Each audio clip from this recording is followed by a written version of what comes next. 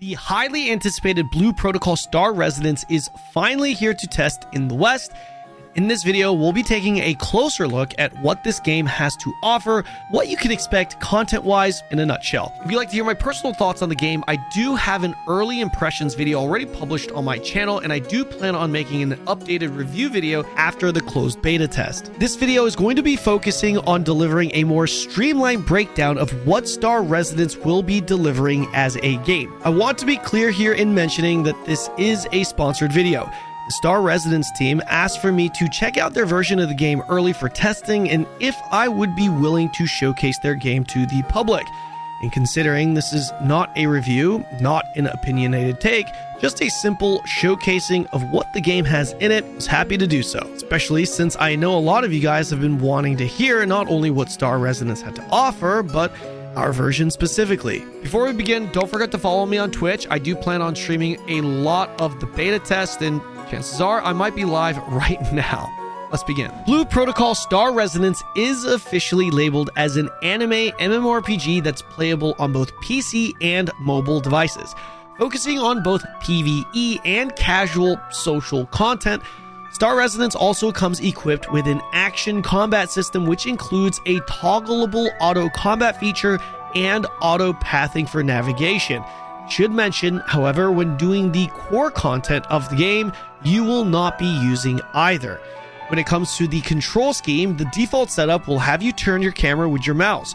You pull up your cursor by hitting Alt, left mouse button to attack, Shift or right mouse button to dodge, space to jump, and of course, execute your abilities via the corresponding bind on your skill bar. Star Residence follows the classic Holy Trinity when it comes to the roles. You'll have the ability to take on any role you wish, as every character has access to all 8 classes in the game. Each class has its own progression system by way of gear and skills, so expect to progress each one separately. If you're interested in what each class is like, I'm not going to be going into detail in this video, but be sure to subscribe to the channel because I do plan on making a video covering all of the classes. Anyways, when starting your adventure, you'll be following a main story quest line, MSQ, which will be your primary source of leveling.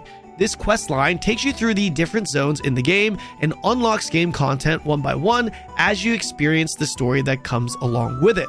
I'm not sure what will happen during the beta, but at least for the official launch, there will be an MSQ and level gate each day.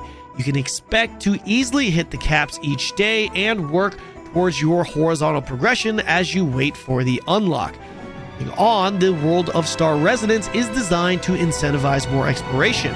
There are a lot of discoverable things as you roam around, including chests that contain important currency, while utilizing a new parkour feature that expands the more you level. This parkour system is a major part of the exploration.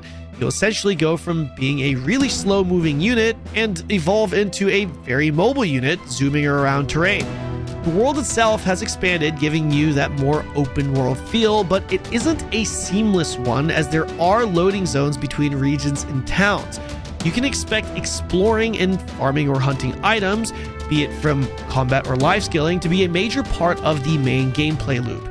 Content-wise, you'll have a whole list of activities and events to do, ranging from leisurely content, world bosses, and challenging dungeons.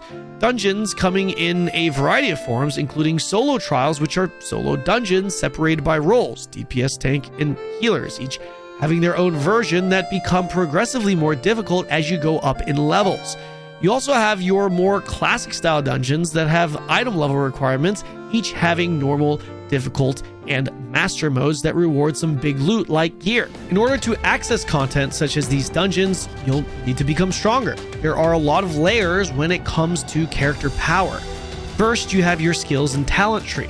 Skills can be unlocked and leveled up while you level, and the skills you choose to use will be determined by your build, which is directly connected to your talent tree. This talent tree offers you a lot of options which will affect your overall build and playstyle. On top of the skills, you of course have power from gear. Gear can be obtained via loot or crafting. Crafting being a major part of Star Residence.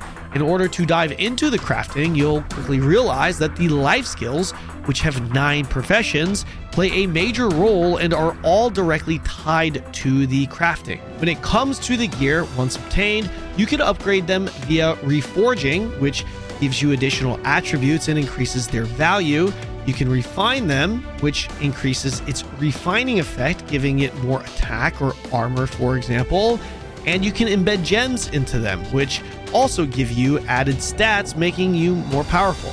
Aside from this, you also have something called modules.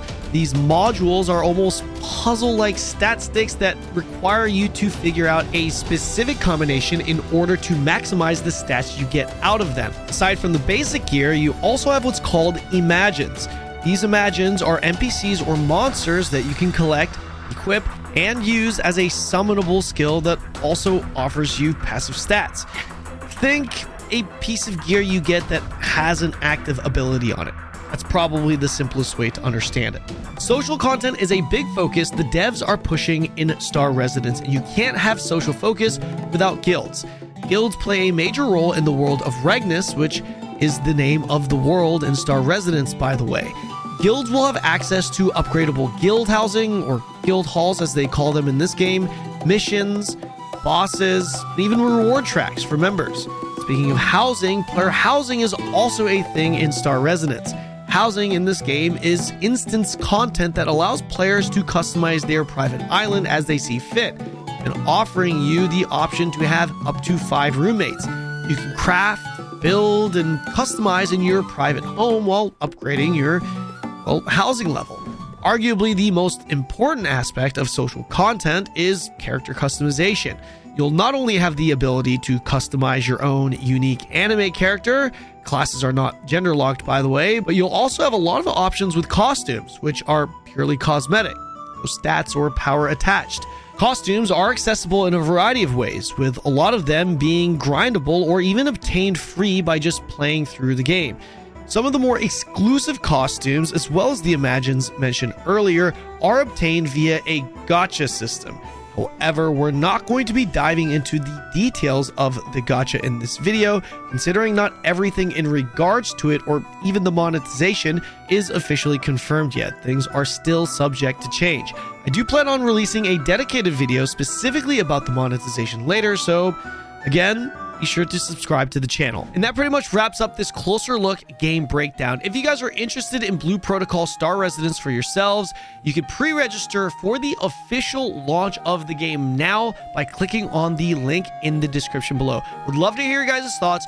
Please let me know in the comment section below. Oh, and if you are looking for a Blue Protocol Star Residence community or guild, be sure to join us on Discord as well. See you guys in the next video.